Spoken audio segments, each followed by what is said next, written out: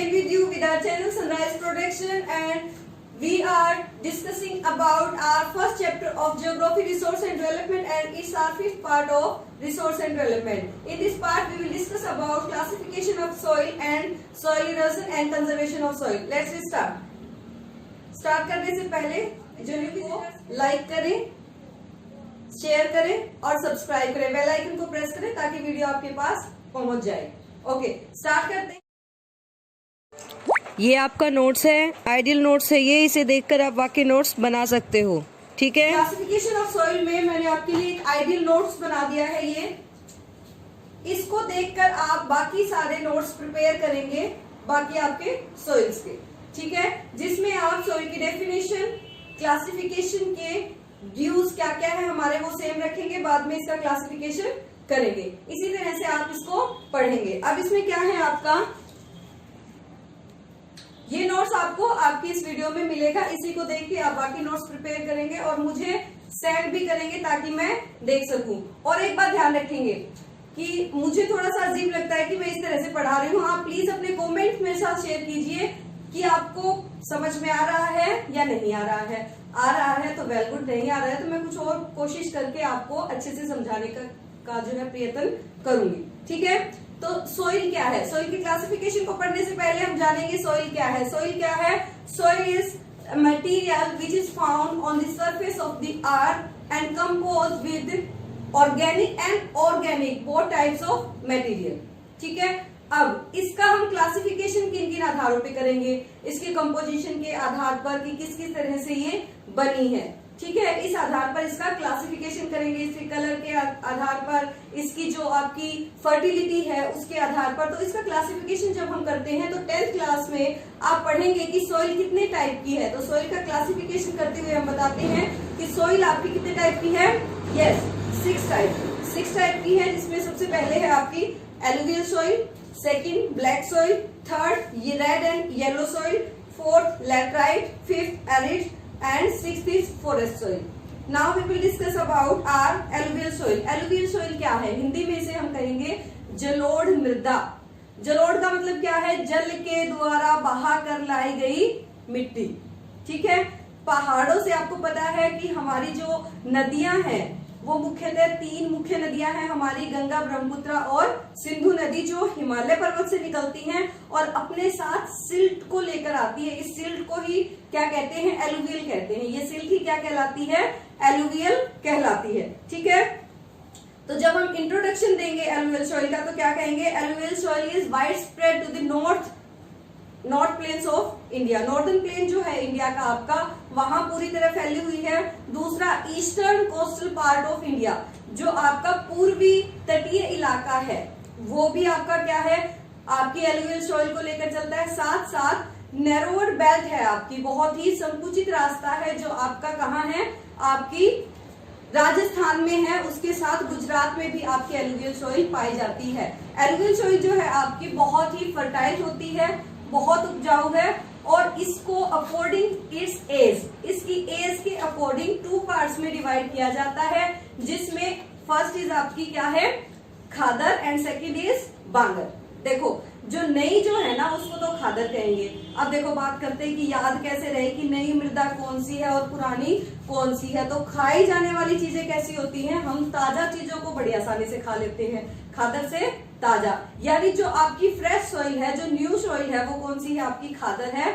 और जो आपकी बांगर है, यानी बासी चीजें हम नहीं खाते। बासी कौन सी हो जाती है? जो पुरानी होती है। तो बांगर क्या है? आपकी ओल्ड एलुवियल सॉइल। ठीक है, ओल्ड एलुवियल सॉइल में जो है आपकी कंकर्स की मात्रा ज्यादा होती है, इसलिए वो लेस फर्टाइल होती है। इसमें जो है आपकी खादर जो है उसमें सिल्ट क्ले की मात्रा ज्यादा होती है, इसलिए ये मोर फर्टाइल होती है। ठीक है, तो एरिया मैंने आपको बता दिया कहाँ कहाँ ये फैली है। इस तरह से आपकी एलुवियल सॉइल कंप्लीट होती है। इसमें क्रॉप्स कौन कौन सी उगाई जाती है? अब देखिए, वैसे तो सभी तरह की क्रॉप्स इसमें उगाई जा सकती हैं। मेनली कौन सी है? Sugar cane, paddy. पैडी क्या होता है? धान। ठीक है, धान, जिसे राइस के अलावा आप पैडी भी कह सकते हैं। दूसरा है वीट, सेरल्स। सेरल्स कौन सी होती है? जो अनाज वाली जितनी भी फसलें हैं वो सेरल्स में आएंगी। और पल्सेस, पल्सेस में जितनी भी तरह की आपकी दालें हैं वो सभी आपकी पल्सेस में आएंगी। ये हो जाता है आपका एलुवियल सॉइल। अब डिस्कस करते हैं ब्लैक सॉइल।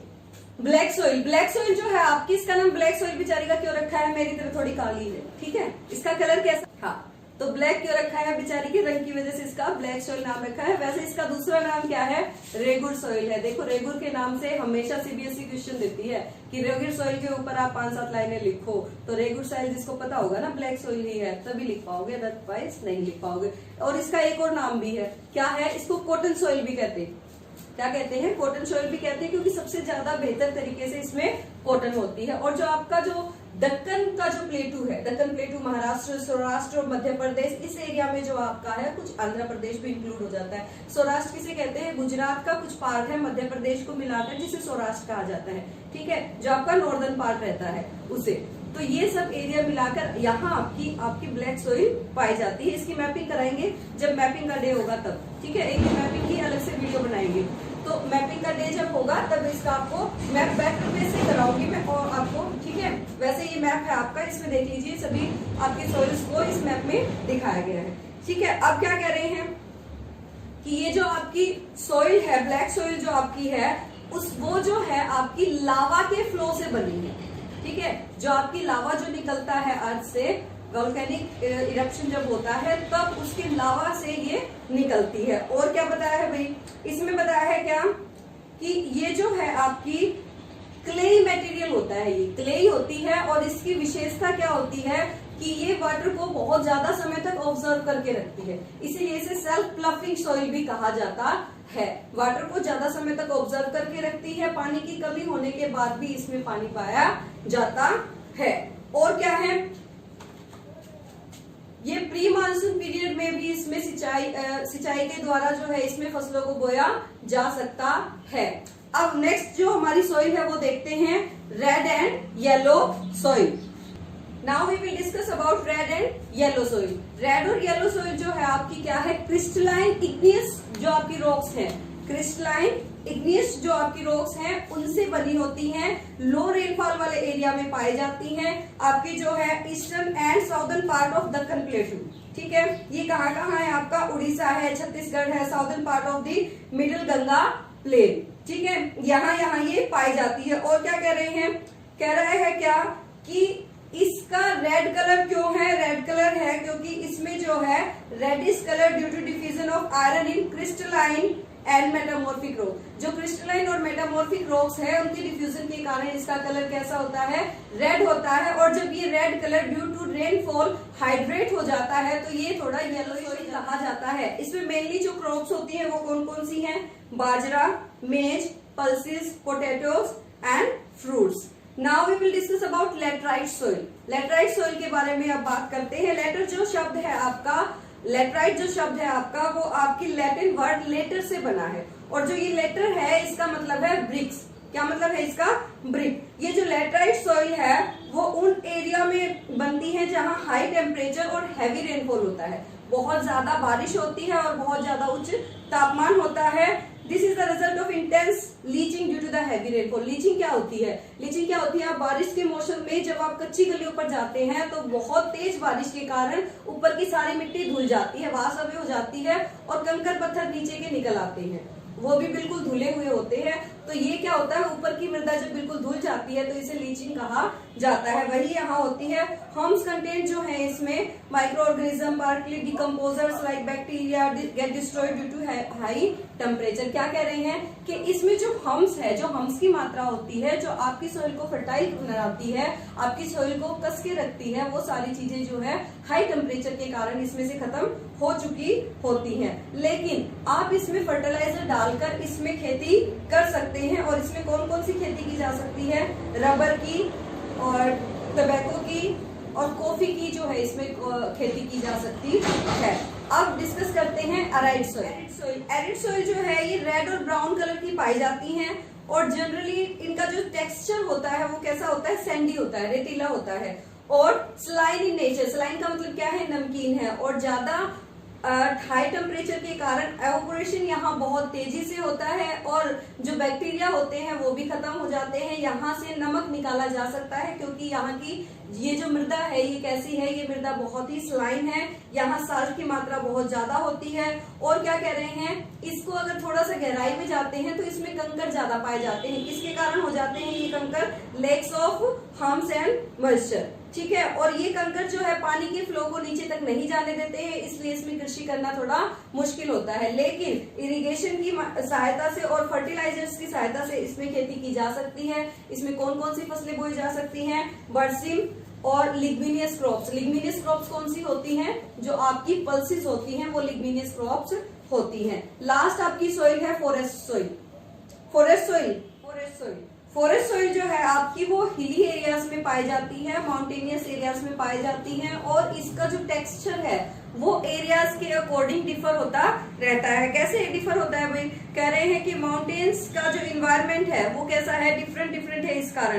तो ये कह रहे हैं अगर आप वैली साइड में जाएंगे तो लोमी और सिल्टी यहाँ जो है आपकी फॉरेस्ट सॉइल मिलेगी। अगर आप अपर स्लोप्स पे चले जाएंगे तो वहां जो इसके जो रवे हैं वो कैसे मिलेंगे? थोड़े से ज्यादा मोटे मिलेंगे, कोर्स ग्रेन मिलेंगे। और हिमालयन एरिया में अगर आप जाओगे तो वहां जो है एसिडिक मिलेगी, यहाँ जहां लैक्स ऑफ हम्स होंगे, यानी हम्स की मात्रा यहाँ बहुत ही कम हो जाती है, एसिडिक हो जाती है। और क्या कह रहे हैं, अगर आप लोअर पार्ट ऑफ वैलीज में जाओगे जहां नदियां हैं तो वहां ये कैसे मिलेगी? फेंस एंड फर्टाइल, यहाँ बहुत ही कैसे मिलेगी आपको? ये उपजाऊ भी मिलेगी। ये आपकी फॉरेस्ट सॉइल है जिसमें कौन कौन सी मुख्य फसलें होती हैं?